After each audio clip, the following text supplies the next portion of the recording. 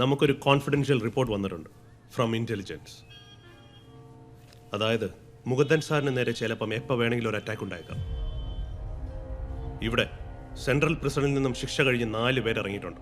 Other than this some other groups are also targeting mister Mukundan.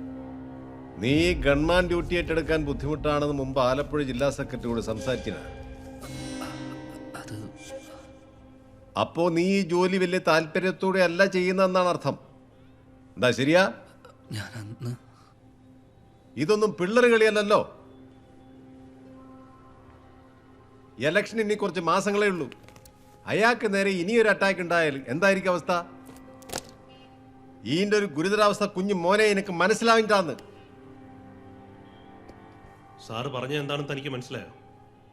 ചിലപ്പോൾ experienced ആയ trained ആയ മറ്റൊരു ഗൺമാൻ തനിക്ക് പകരം വന്നേക്കാം. റൈറ്റ്?